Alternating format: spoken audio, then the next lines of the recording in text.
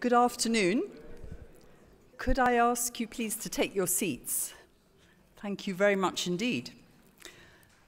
Welcome to the 2022 Charles Clarke Memorial Lecture. I'm Sarah Falder, Chief Executive of Publishers Licensing Services, for those of you who don't know me, and PLS is one of the sponsors of this lecture. I'm really delighted that we've actually been able to gather here in the same room at last for this lecture. This will be the 14th lecture in the series, which includes the virtual event that we held last year during lockdown. And this annual lecture, as many of you will know, was established to celebrate the achievements of Charles Clarke, who was a British publisher and lawyer and well known and respected throughout the world as an authority on copyright and for his tireless work in campaigning for copyright. It's now become one of the most popular fixtures of the London Book Fair. Charles's widow Fiona and his family continue to support this series of lectures, although sadly they can't be with us today. We're still very fortunate to have the support of our sponsors. That's the Federation of European Publishers, the International Publishers Association, the Copyright Licensing Agency, and Publishers Licensing Services. So I'm now going to hand over to Jessica Senger, who is going to introduce our esteemed speaker today, Professor Cole. Jessica is Director for European and International Affairs at the Börsenverein, and she also chairs the IPA's Copyright Committee. I should just mention that there will be a chance for you to ask questions of Professor Cole after he has spoken, so do store up those questions and be ready to put them. And you're welcome to join us for drinks afterwards, which will be at the back of the room. So without further ado, I'll hand over to Jessica. Thank you very much.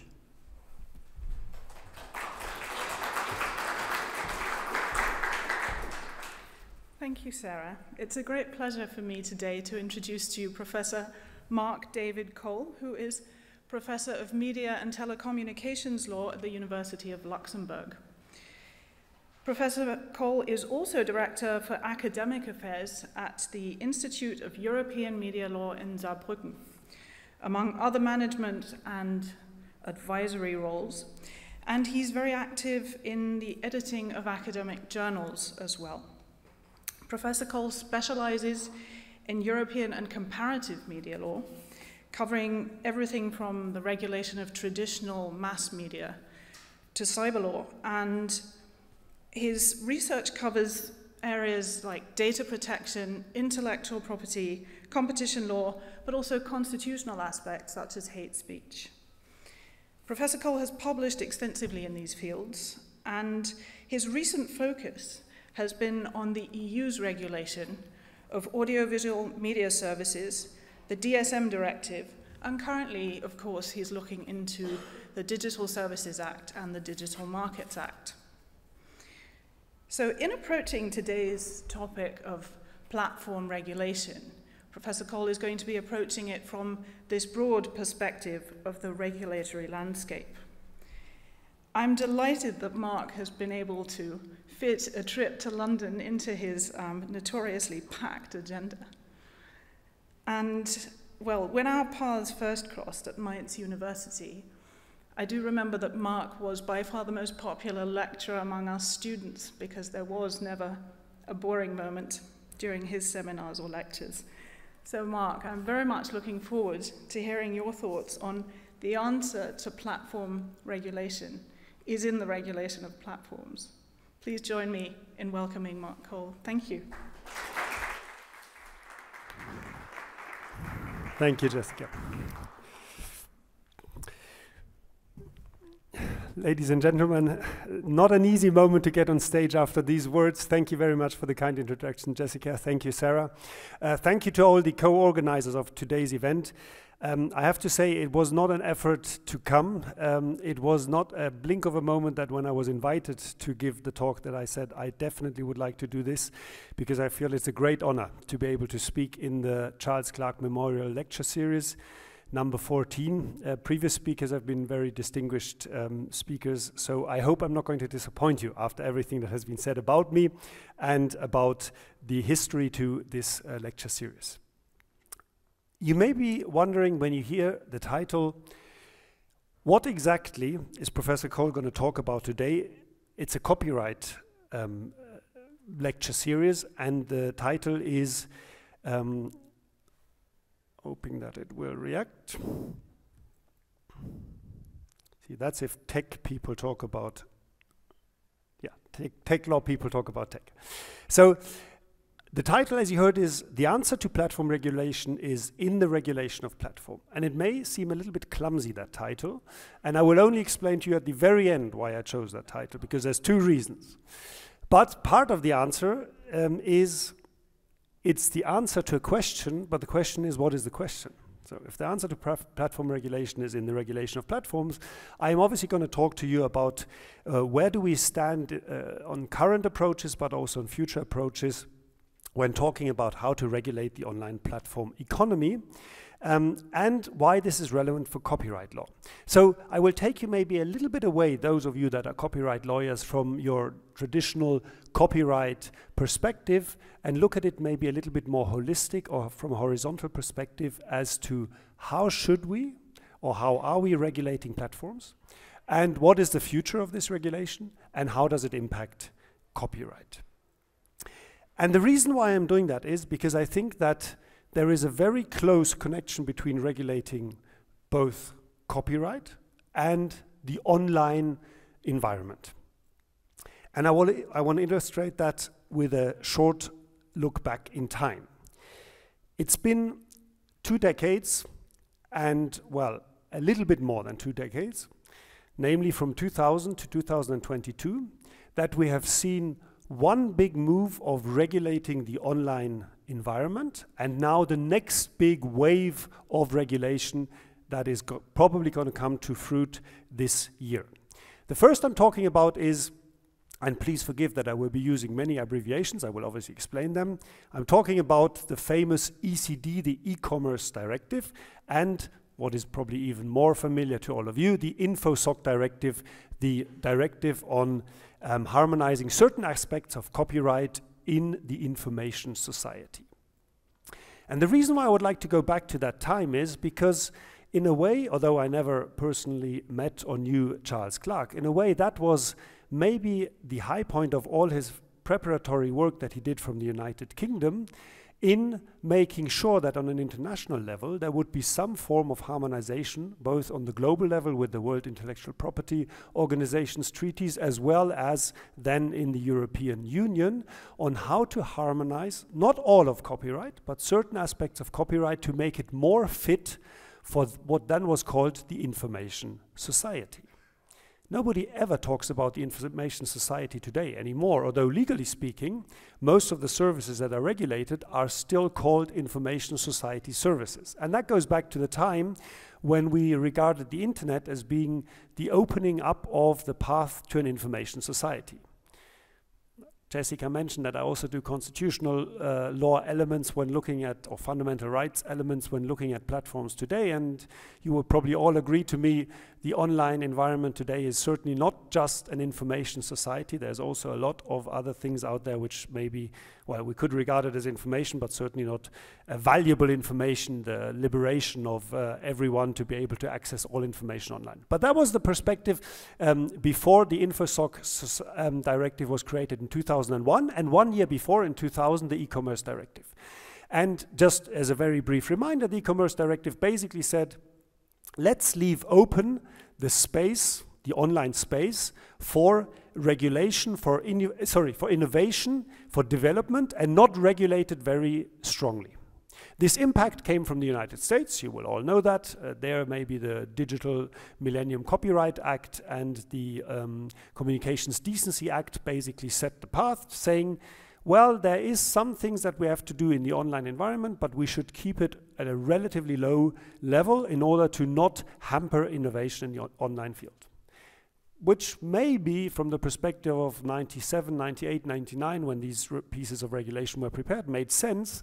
Looking at the online environment today, we're obviously living in a completely different world, which is why it is extremely astonishing that it, for 20 years, was left at upgrading the copyright law to some elements concerning information society, but not touching the idea that online services, namely platforms, actually have a huge impact in our daily life. And if anyone doubted that, at the latest, the way we lived and got through the pandemic situation obviously underlined that platforms is not just one element in our daily professional and private lives, but a lot of what we do goes via platforms. So now we are seeing a shift, but only after 2 decades, to upgrading the question of whether or not liability should be given in the case of platforms, or whether the copyright rules that we have established over the last 20 years are still fit for purpose. And as you know, in 2019, the European Union decided to, or agreed on a DSM copyright directive, which is copyright and related rights in the digital single market. And that, interestingly enough, came before the adaptation of the general framework for platforms online or for the online environment with the DSA, which is still currently being discussed. So time-wise, it's relatively close, 2000, 2001, and now it's 2019 and possibly 2022. But both times, copyright regulation and online regulation as such, more general, came hand in hand, more or less. But things are a bit more complex. So we could just do a talk about looking at these two laws, how they developed in the European Union, how they impact national laws within the European Union, but also beyond the borders. Obviously, standing here in the UK, I also want to mention why all of this impacts the United Kingdom. But it would be too simple to do that.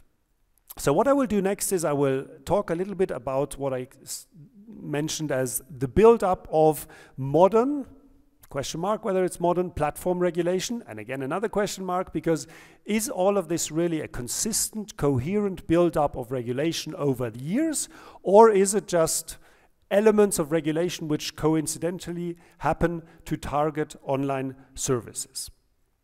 Again, we start with a few abbreviations. We've got the GDPR, the AVMSD, the P2B, the DSM, and the TCO, each of which I will get back into with a little bit more of detail. All of this is on the level of the European Union, partly passed at a time when the United Kingdom was still part of the European Union, partly been transposed into national law even after leaving the European Union, and partly it's new EU law, which at least has been announced not to be integrated in any way into UK law. But then we also have, if you want to have the full picture and look at platform regulation, we also have the national level, which we are not allowed to disregard. And these are just examples, because I could name many more than the ones I've mentioned here, but maybe one which people even outside of Germany got aware of is this NetzDG, as it is usually talked about in the English context, the Netzwerkdurchsetzungsgesetz, the Network Enforcement Law, which quite surprisingly already 4 years ago set some new standards on how platforms have to combat hate speech when it happens online. Basically, if you're a victim of a hate speech campaign, for example, on Twitter, then that law changes the obligations of social networks, at least under certain conditions, how they have to react to such campaigns. And hardly unnoticed, some other member states followed in the same path. For example, Austria passed a Kommunikationsplattformengesetz, which is a communication platforms law, very similar in terms of the rules contained, which basically says platforms, even though they may not be the ones that generate the content that is disseminated via the platform, are responsible up to a certain extent to make sure that, for example, a hate speech campaign is stopped or the content is blocked for users. So gradually on the member state level within the European Union, there have been approaches to say we are not anymore happy with the existing harmonized law, in the EU, nor the national laws. So we are upgrading that to somehow approach the platform providers and get them to be more responsible. Again, this is not copyright law, obviously, but I will hopefully be able to paint a picture which makes sense to you afterwards, where you say, these are the elements which have contributed to regulating platforms and answering then maybe also the question that I've put forward. But again, only very few examples. There are also others. We could look into the French law which came up, which I don't want to do here because this is not a lecture about individual laws. I rather want to look at it from a helicopter perspective. And another thing that you're not allowed to disregard when it comes to regulating platforms or regulating the online sphere is activities of regulatory authorities. What do I mean? There have been moves by especially national regulatory authorities in the field of the audiovisual media sector that have finally, I want to say, after 10, 20 years of being relatively reluctant to touch the online sphere, to also start investigating and potentially also sanctioning providers in the online environment. Obviously, in some cases they couldn't do it previous because they didn't have the competences by law, the powers by law, which were not assigned to them. But again, two examples. ARCOM, which is the new French regulator for the media, formerly known as the CSA, the Conseil Supérieur de l'Audiovisuel, they have initiated proceedings against platforms where users post pornographic content, and it is then available all across the European Union, or at least in France, without any protection of minors, instruments, no technical measures, no access barriers. And it's been like that forever, right? It's been like that in the year 2000, in the year 2005, in the year 2010. But we're coming to a point where regulatory authorities are saying, we're not only overseeing what is happening on more traditional media such as broadcasting, but we are also tasked with checking what is happening online, okay? And many of these attempts of investigating and sanctioning, they are not easy to do, because obviously these platforms typically do not necessarily have their establishment within the state, in this case France, that is investigating, so it's a cross-border issue. And the other one I mentioned, the German regional media authorities, the Landesmedienanstalten, are doing something very similar, and there is a procedure which is already before courts now against a platform provider, possibly a video sharing platform provider, not yet 100% clear whether it fulfills the conditions, which is seated in Cyprus and is offering a German language pornographic share platform. And they said, okay, you will have to follow the German protection of minors rules. And you're not doing that, and that's why either you will be blocked or you have to adapt your policy on how you offer the service in Germany. That is quite a move forward compared to what we had in the last 5 or 10 years. Even if regulatory authorities had the power already to do something, very often that just didn't happen. And then you have an additional development that in the area of cartel authorities or competition law, traditional competition law, there is a lot of move to expand the powers of the antitrust investigations to not only look anymore at market power in the maybe more traditional sense of having certain economic power or a certain user base, but for example, power over data regarded also as something that could become a potential abuse of market power if you then monopolize, for example, the use of that data. And there again, some laws have been adapted in France, in Germany, and elsewhere to allow the cartel authorities to investigate antitrust situations, which then actually also very often impact questions of how copyright law is being respected or not by these platforms. Again, it's not a regulatory aspect in the sense of that legislative move necessarily is happening on the European level. We talk about that in a moment. But it is an indication of the tide is rising, or the time is changing, if you want, in the sense of where there was a respectful distance, we better not touch the online environment. That has changed completely. Now, I promised you I would resolve some of those abbreviations. So I will do that now. I will look at the first level of names that I mentioned concerning the European Union. And obviously, one abbreviation is nearly notorious, I would say. and you know it very well here in the UK as well, the General Data Protection Regulation, the GDPR, entered into force in 2016, was applicable as of 2018, so kind of tragically very closely connected also to the negotiations around Brexit, because it was still applicable before Brexit, and it's quite a heavy piece of legislation, which means you as a national legislator had to adapt existing data protection laws in order to make them not contradicting to a regulation, because a regulation is now applicable all across the European Union.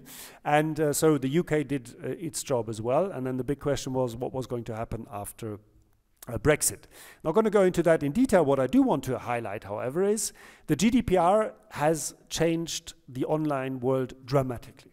Although it was a regulation which was aimed at protecting data of data subjects when they use any type of service, including online services, plus allowing for the free flow of data if it fulfills the conditions that are given in the regulation, then the idea was you have a digital single data market, right?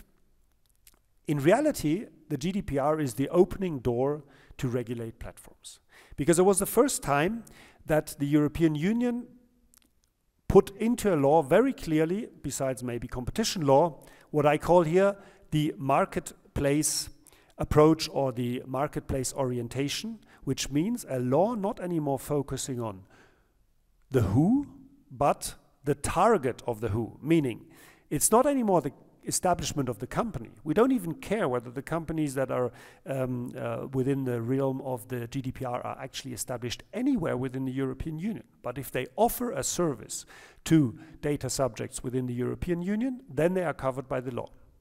There was a big discussion at the beginning whether this is the beginning of an extraterritorial reach of European Union law, because some argued, how can you apply law to a company which is outside of the European Union? We've only done that so far in the area of competition law. But the logic was turned around. No, it doesn't matter where you're established, because in the online world, it really doesn't matter. It's not about having a physical production plant somewhere or a shop where you sell something. It's online. It doesn't really matter. You can be laying at a beach somewhere in the world and offer your services. So it cannot be the place where you're established. It has to be the place where you offer the services. And at the beginning, there were skeptical voices that said, "Ooh, this will lead to companies trying to avoid the obligations under GDPR. They will leave the European Union, go somewhere else, and then they will simply not follow the rules, and then they will wait what's going to happen." The opposite has happened. It has invited additional comparable regulation across the world, and even within the United States, not yet on a federal level, but in some states, they have introduced or are debating the introduction of laws which resemble some rules of GDPR. So the GDPR was a door opener for approaching the big tech companies and the way they deal with data, because obviously it applies to anyone, but the reality was, for example, Google or Alphabet as the mother company is in the focus of many sanctions and investigations that have happened in the past few years.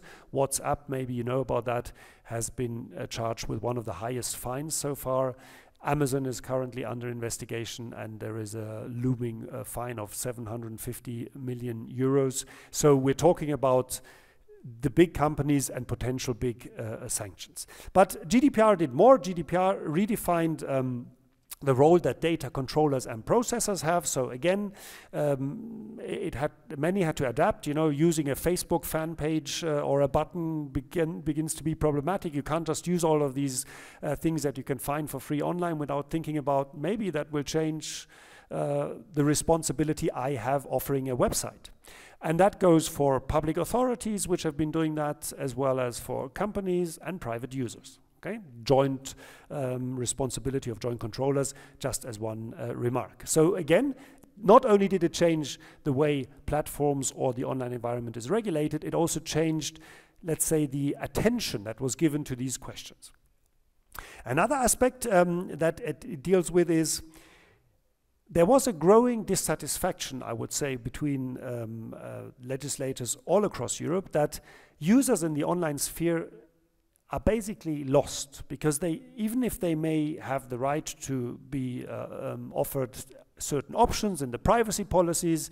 These privacy policies are so complicated, no one ever takes the effort of reading them, or if they do, they maybe don't understand what the implications are, so they just accept, and then that leaves them with take it or leave it. And in order to change that, the GDPR has certain provisions which, for example, necessitate that the information that is given to the users about how data is processed is much more transparent, much more clear. And that alone meant all companies in the online environment had to adapt. And I would imagine also all of the publishers that are here today, same thing, on your online services, had to adapt the rules that how you explain the rules that apply on the service to the users. Another field, which is, as you heard, one of my original research topics before I broadened out into all other areas that are relevant online, is the Audiovisual Media Services Directive. The UK being in the previous times one of the, let's say it, big profiteurs, the ones that profited from the previous directive, which was called the Television Without Frontiers Directive, which basically enabled you could have a license for a television service in any one member state of the European Union, and then you had the right to broadcast your program all across the European Union without having to go through a second control in the target, in the destination areas, okay? And the Audiovisual Media Services Directive has been out there since more than 30 years, 1989, so a time that we can hardly relate to anymore today in terms of the online environment, because there was no such thing as the internet for public use then. And it was adapted every 10 years, roughly. It was adapted to developments, and the most recent one in 2018 included video sharing platforms as a new type of category which falls at least partly under the old media regulation scheme. And that again was quite a move forward, because until 2018 the idea was a video sharing platform, let's mention the biggest one that everyone knows, YouTube. They are not media because they do not create the content. So for the content they create, it's something else, but the content which is there, which is shared by users, they are basically not involved in that. It's just a technical platform. To put them into the same law as the law which governs on-demand services, streaming services, broadcasters, at least audiovisual, so television broadcasters, is quite a move forward, even though admittedly the video sharing platform rules are only very selective. And that again contributed to opening up what you will see at the end when we talk about where the European Union is going to open up, making it possible to apply more established regulatory approaches also to the online environment. So even without YouTube having editorial responsibility for a lot of the content that is on YouTube, there is now an enhanced responsibility for content that is shared via YouTube. And again, and it nearly gets like a always re-mentioned aspect, the territorial reach is interesting, because again, in the Audiovisual Media Services Directive, when it comes to broadcasters, on-demand service providers, it's about the establishment in a given EU member state. When we look at video sharing platform providers, they don't have to be established. They can also be in the US.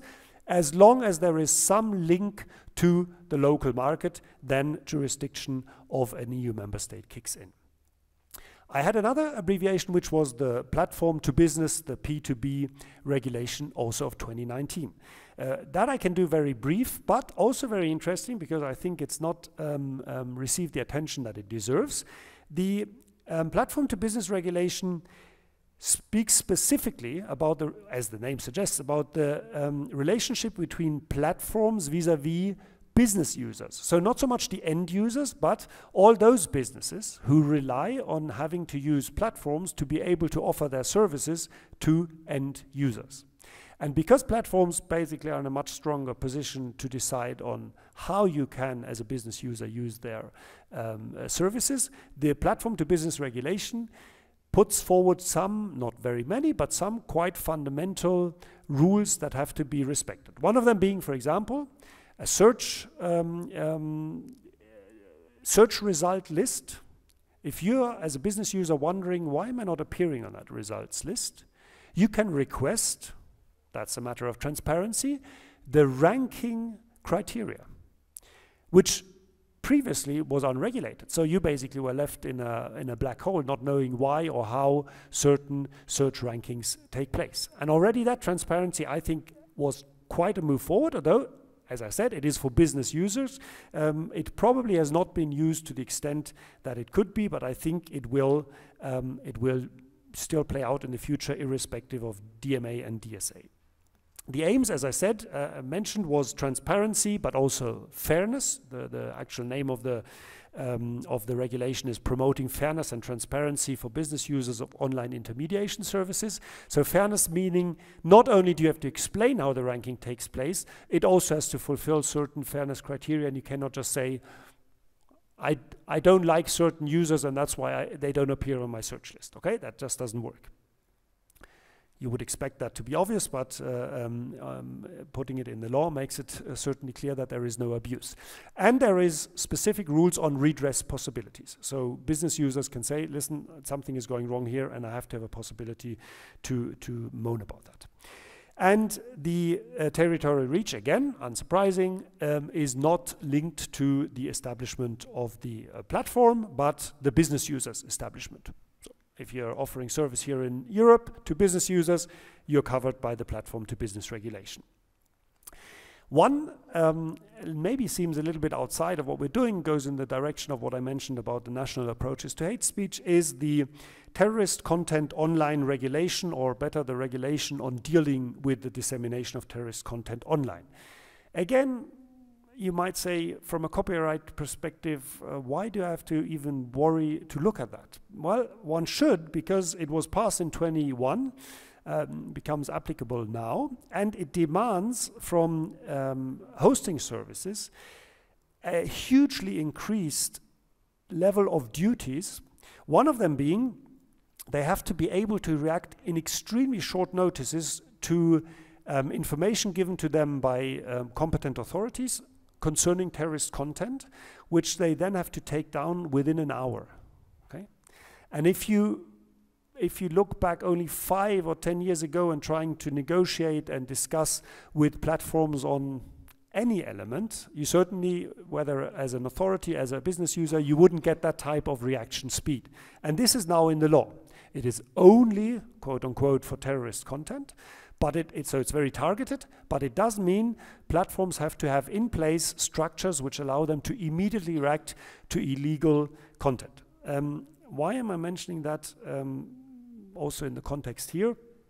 Because if you think of copyright or related rights in connection with, for example, sports rights, which maybe is not the focus of publishers, but is a much debated topic at the moment at the European level, then one of the questions is, if you've got a system in place where you can react very fast, that might be the first step towards protecting better, for example, live sports events against piracy. And then there are other rules concerning, for example, the way that you have to be able to flag terrorist content. If as a user you think there may be content there which is terrorist and you're not an authority, you don't want to bother to go to your authority, you can at least flag it, and then there has to be some follow-up, but I don't have to go into that in any detail. Again, territorial reach well beyond the platforms which are in the European Union. There's one abbreviation missing from that first overview, and that is the DSM. The DSM Copyright Directive, which you've probably all been waiting for. When I was first invited to give the talk, I thought maybe it would be nice to talk mainly about the DSM Copyright Directive, because in a few weeks from now we will know whether one of the main provisions of that directive will actually be upheld or not, because it's been challenged before the Court of Justice of the European Union, and we're all waiting whether or not the Court of Justice will say, probably in a few weeks from now, whether the idea of platforms having increased responsibility for copyrighted material which is uploaded on the platforms, the famous Article 17 of the DSM Copyright Directive, is or is not in violation of the fundamental rights in the European Union. Advocate General says no, it's okay, so I guess it will be upheld, but we don't know yet. And I decided against doing that. Why? Because A, there are better experts to talk in detail about the DSM Copyright Directive. B, I assume that many of you have already digested it in depth even though some of you may be active in the United Kingdom and not be affected by it because it's not going to be applied or transposed in any way by the UK government, at least that was announced. But for all those of you that are within the European Union, and most of you are offering services there, it is so relevant that you probably looked at it in detail. So what I will do is I will only zoom in on a few aspects of the directive to illustrate to you why, in my view, after the GDPR opening the door, the DSM copyright directive kind of pushed it completely open, okay, for online platform regulation. It was again a reaction to, this is a quote from the provision in the DSM copyright directive, to digital and cross-border uses of protected content. If you look at the argument behind the InfoSoc directive 2001/29, it was very similar. There is increasing use online of protected works which are not, we didn't call it online then, but which are not respecting authors' rights, for example, and that's why we have to introduce an exclusive right to communication to the public. And so the logic is still the same, but we have realized now we have new actors. The problem is not anymore so much the individual user that may be violating somebody else's copyright, but it is the problem that we have platforms which enable this massive violation taking place without themselves being liable. So the main point is that there is this new category of online content sharing service providers introduced, which gives a new role to the platforms. Not all of the platforms, only the so-called OCSSPs, so the online content sharing service providers. But for example, a platform like YouTube is not only a video sharing platform, but also falls under this definition and therefore has enhanced responsibilities. There are some exceptions, by the way, which are built into the directive, as you will know. For example, not-for-profit platforms do not fall under this definition. But those that fall under this definition have a very serious obligation under Article 17, which I come to in a moment.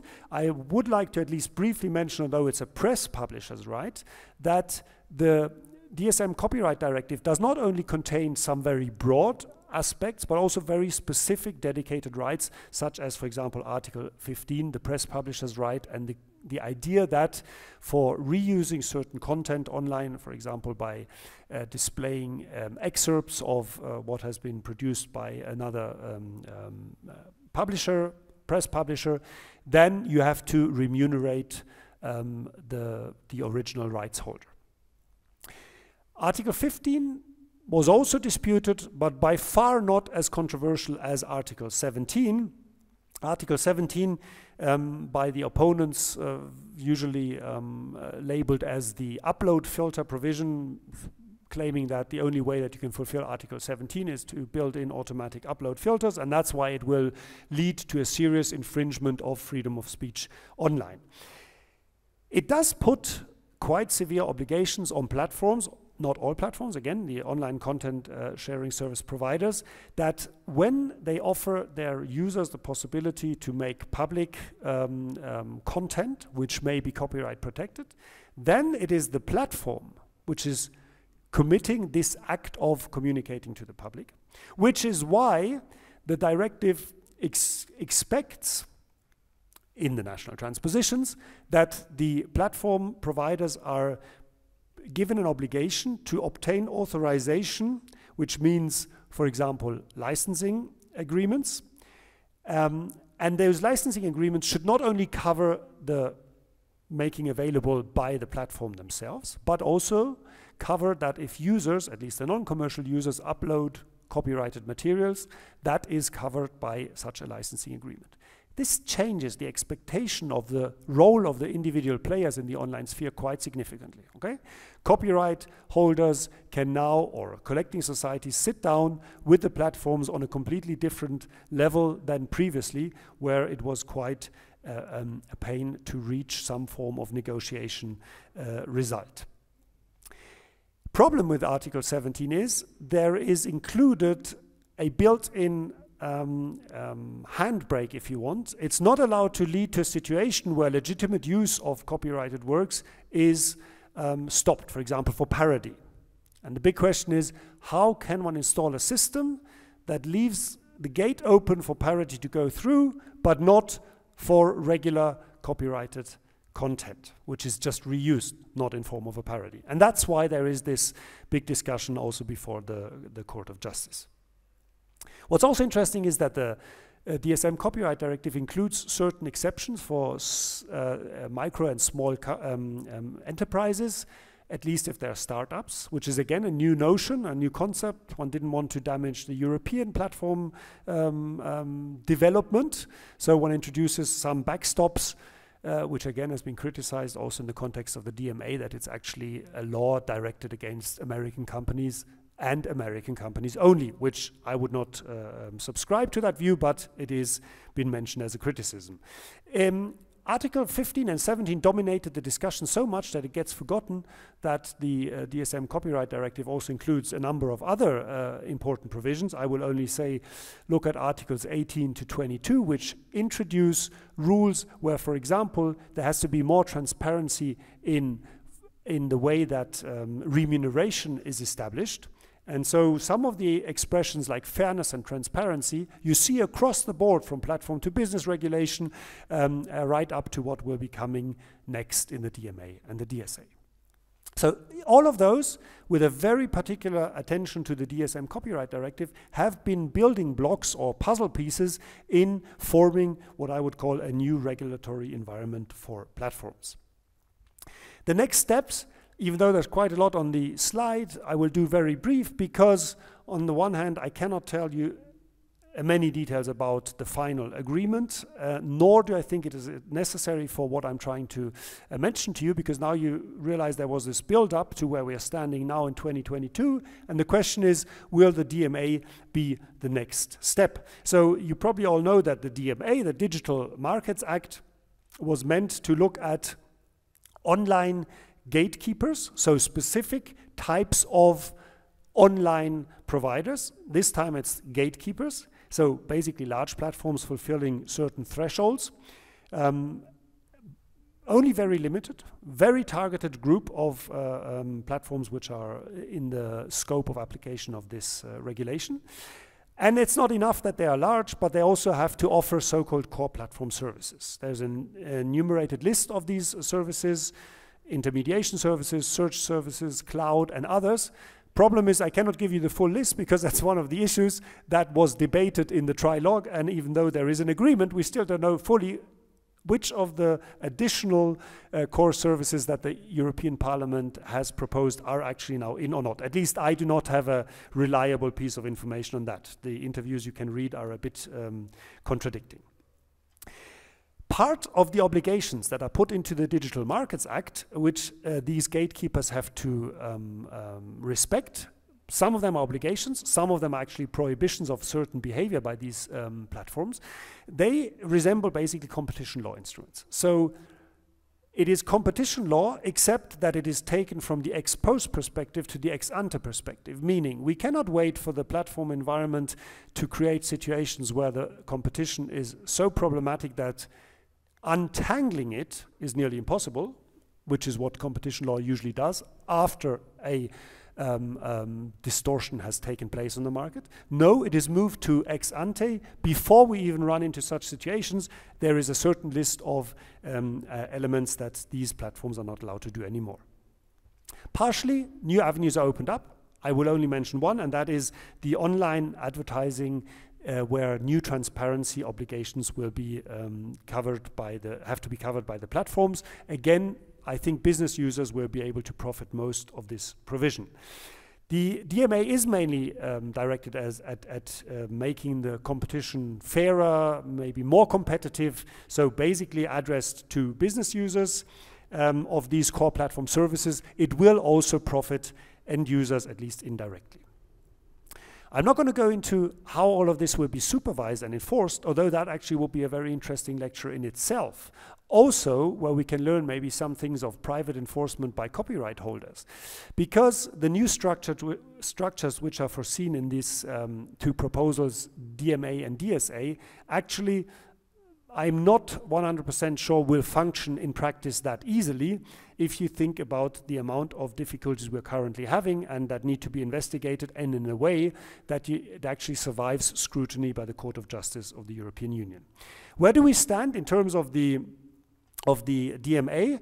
Well, the trilogue is completed, as I mentioned, which means there is an agreement between European Parliament and the Council of the European Union on what is to be done with the proposal of the European Commission, but the text is not there yet, because in the final negotiation round, there seems to have been an agreement on many points, but then it turns out that the agreement is not so clear, actually. So they are spelling it out, the legal services checking, and we will get a text very soon.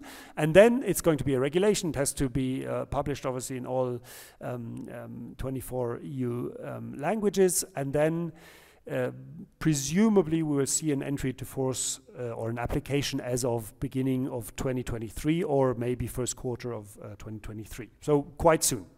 And the goal I mentioned here as a goal, unbreaking structures in the online market, I think that has been achieved. Even if we don't know all the details, but it is a clear positioning of the European legislator to say, we do not like the situation of the online market as it stands now, and we're trying to unbreak certain elements of this very entrenched situation. The DSA actually, from a content perspective, I find is even much more interesting, because it completely departs from existing areas, and I will have to wrap that up a little bit faster than the DMA in view of the time.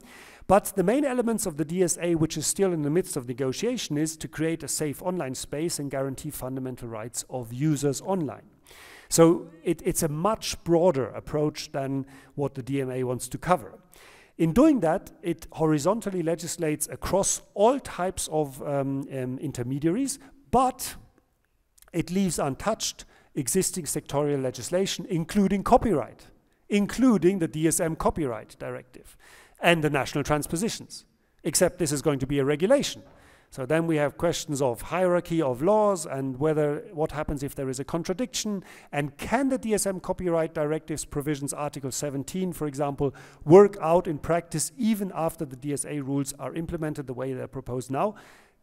Not something I can really answer today, but it's something to look out for, because I think there will be tensions coming up there.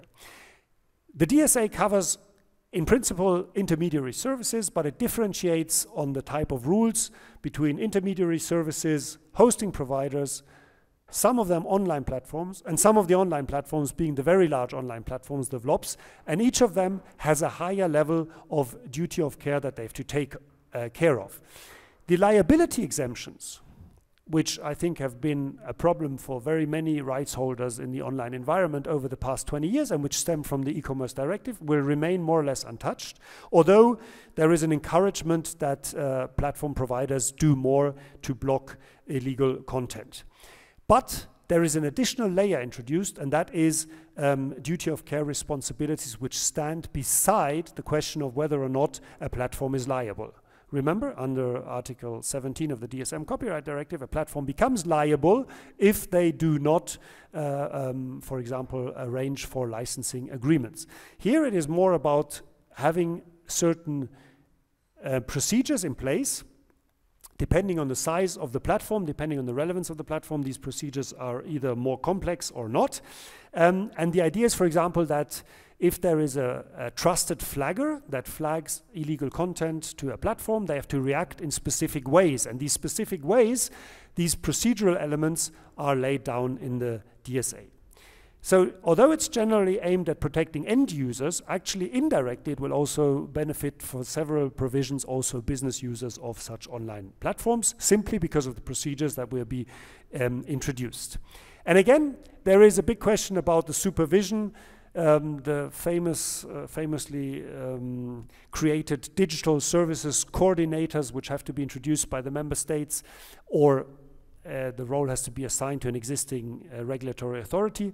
I won't go into that in detail, because that is something that is still quite debated in the negotiations. We don't know what will come out at the end, but it's going to be interesting, because we will have a mix between national supervision and European Commission supervision, at least when it comes to very large online platforms. Status quo is the trilogue is ongoing. The French Council presidency has said we absolutely would like to fulfill this before the end of our term, which is mid-year. I'm a bit doubtful, but I was also doubtful about the DMA, and it happened. There is no clear signals that you're getting from the negotiations where we stand. So I would say, look out for this, but anyway, I would not expect it to be in place as early as the DMA. That brings me towards the end. As a reminder, so the question was something about platform regulation. And I know I started with the answer and then said, what was the question? Now I'm asking, what about the answer? You remember that the title of my speech is, the answer to platform regulation is in the regulation of platforms. So the first step is, and I think that has been achieved between 2018 and now, and maybe more so if we add 2023. The first step was to actually regulate the platforms, meaning to acknowledge that the role that online platforms play in the online environment is so different to what it was 20 years ago that it has to be approached.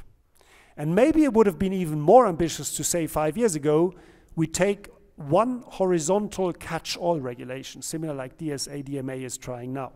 But it probably was premature. It was first GDPR, DSM Copyright Directive, a little bit also the AVMSD, transparency regulation, P2B, maybe a little bit terrorist, and now it is more common to understand that we probably need this type of regulation.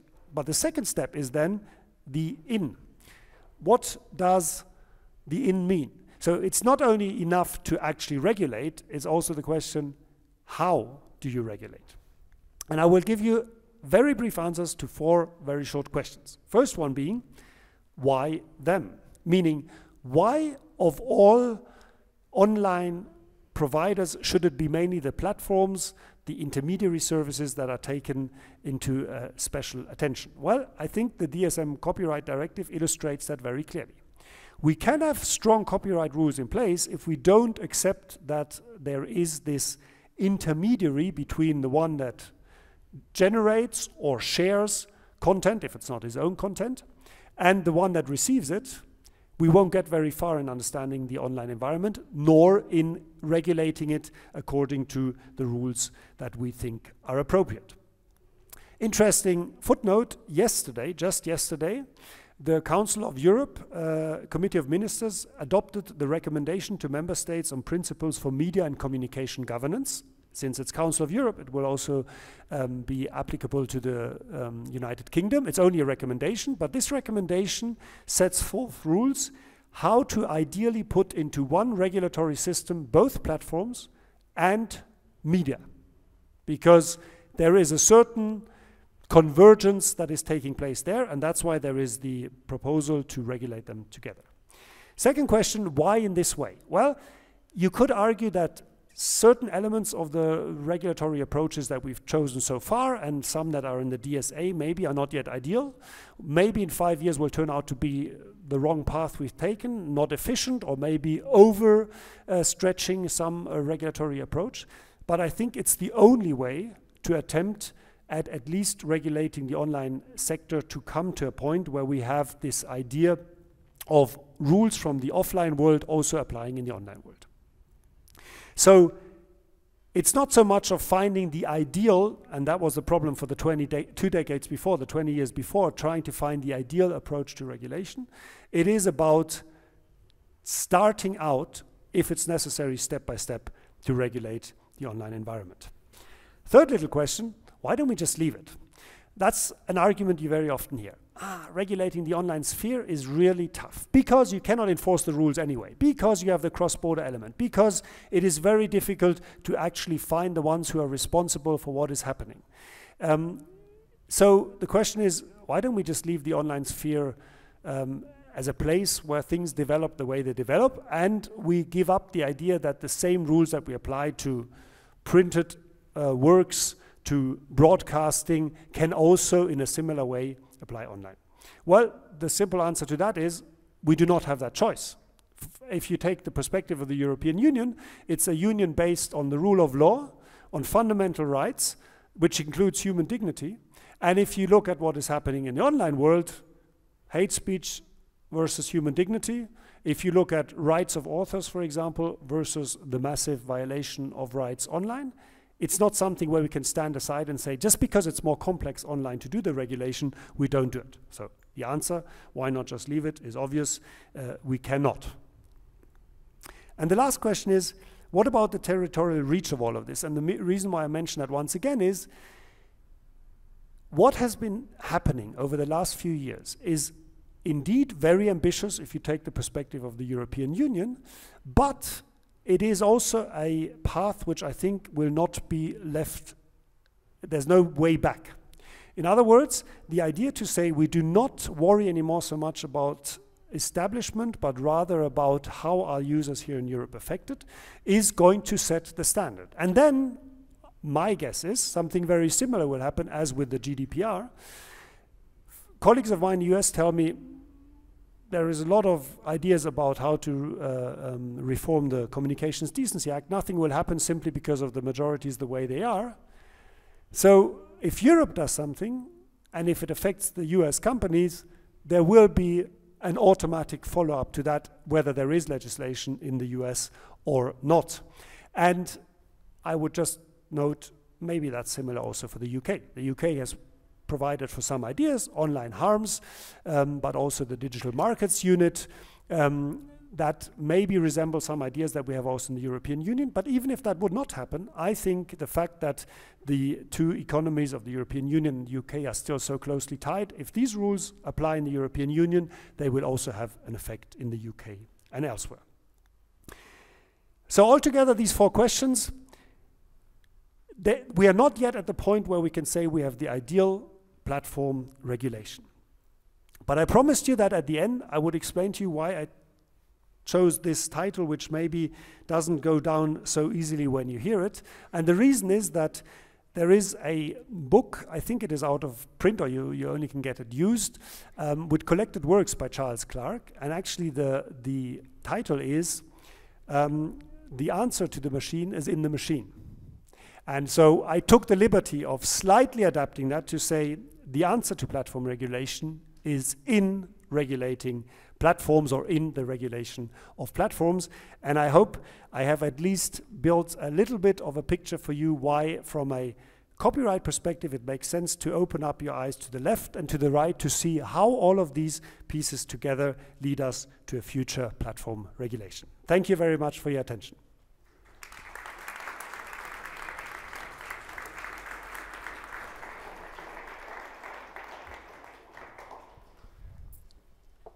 Thank you very much indeed, Mark.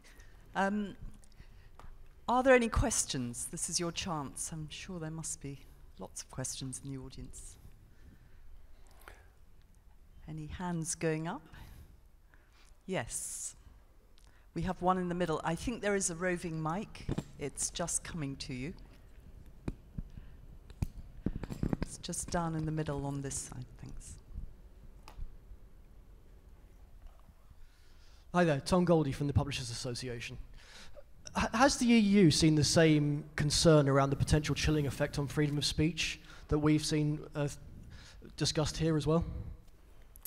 So I think actually the main argument against any type of platform regulation has been for a long time and still remains to be, whatever you do when you touch the online environment is going to impact freedom of speech.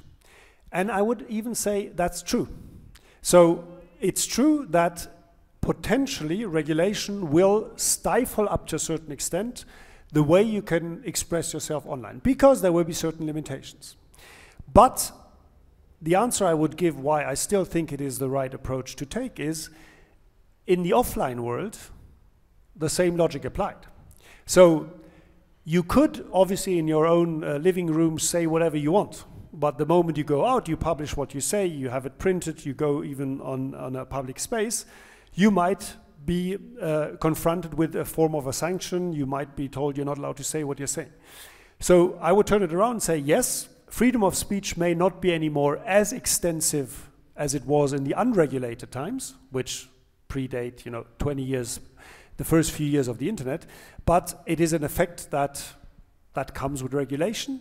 So the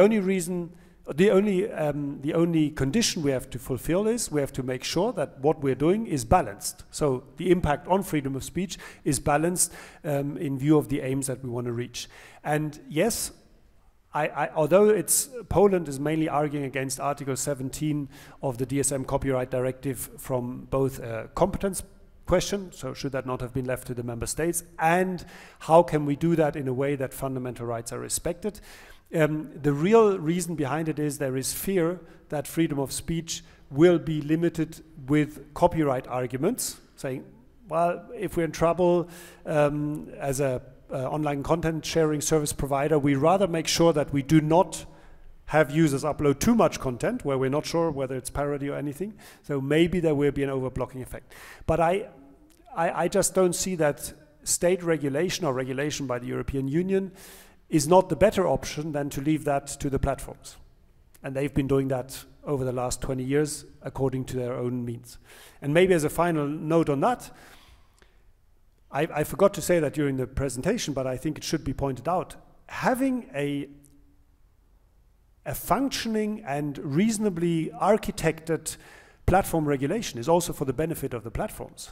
Because at the moment they are left in a position of relatively wide legal uncertainty. I mean, they have been quite successful in stopping certain liability cases being brought against them, or successfully against them, but in reality, when it comes to hate speech, it's very unclear what the position is if they don't do anything against that. When it came to terrorist content, even before the regulation, it's very unclear. And when it comes to copyright violation, I would argue that a lot of the built-in security mechanisms of platform were only put in there in order to make sure that if there is a copyright violation, they are not held fully liable. Even the US rules on that. So giving a regulatory framework which is clearer than what we had in the past, pre-2016, is also for the benefit of the service providers themselves. That's a very interesting perspective. A very good question, thank you.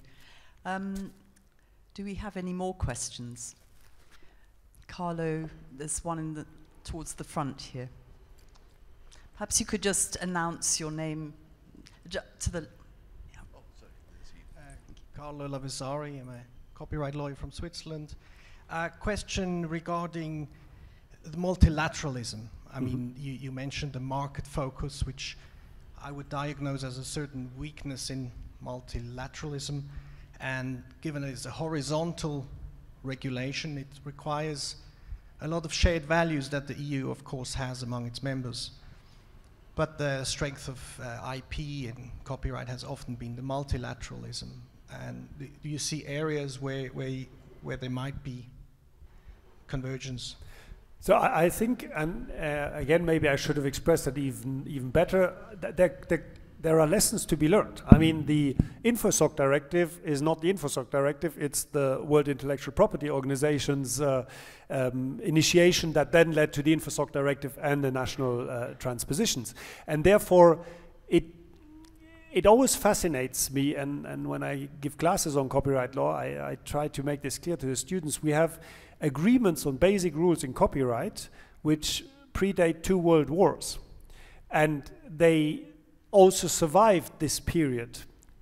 Some of them are outdated by now, so we don't have to worry about those, but the idea of having copyright as and also related rights, as an economic aspect which is, if you want, a little bit distant from the values, different than freedom of expression or whether or not somebody's human dignity is touched, has helped to allow us to agree on basic rules, which then can be also applied nearly globally. So some areas of at least industrial and intellectual property, as you know, we have some issues across the world, but in principle, we do not have the same issue here. And that's why I agree, a model like DSA, you could not roll out globally. I think that wouldn't work, but you can learn lessons on how you can at least frame a cooperation in a group of states which can agree. In the case of the copyright, it's easy because there is not this value attached to it,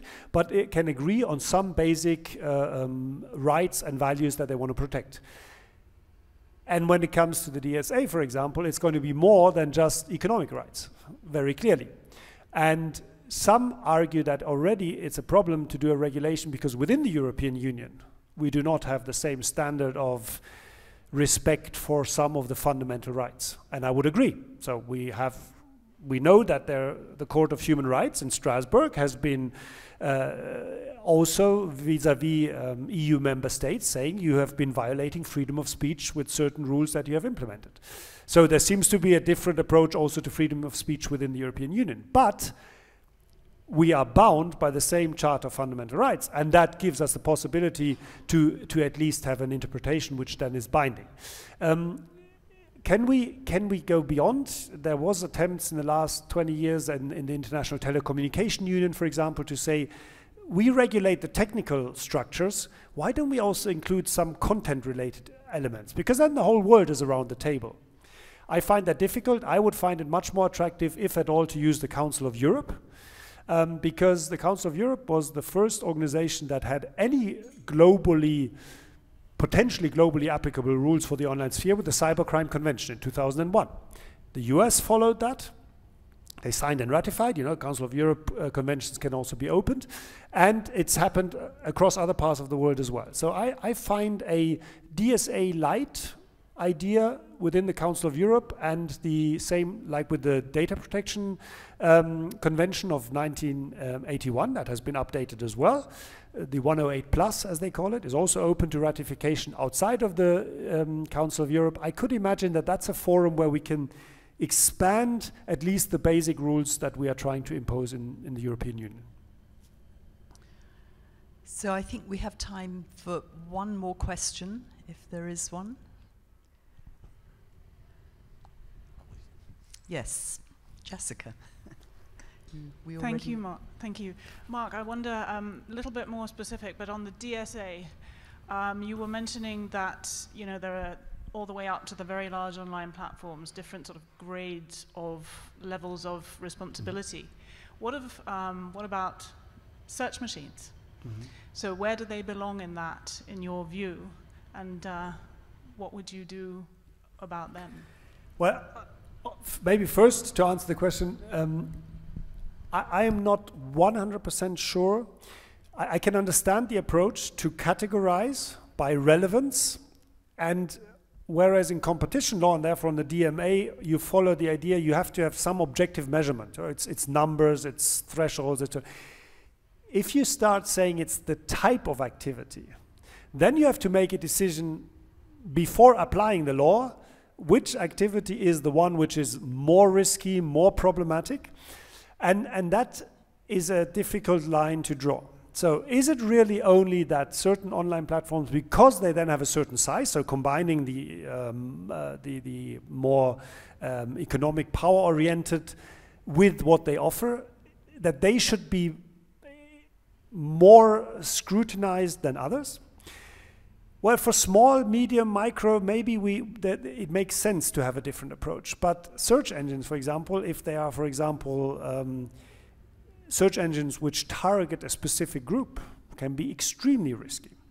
So I'm not sure whether that's going to solve all the problems. I think one of the reasons why we will have still lengthy trilogue negotiations is because there's debates which of the rules are moved from the VLOP chapter into the OP chapter, or maybe even into the general hosting chapter. So for the others that are not so familiar with the draft, basically, the earlier the rules come, to the more providers they apply. And quite a few of the duty of care standards at the moment are in the very large online platforms chapter, and there are debates to move them forward. For example, the Know Your Business customer provision.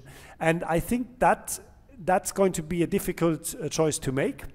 One reason why I'm not too fearful that if the decision is not made exactly right in the sense of maybe not reflective of what the world looks like in 5 years, we do have the risk oriented approach where we say it also depends, at least for the category of online platforms, it also depends on how risky the service is that you're offering.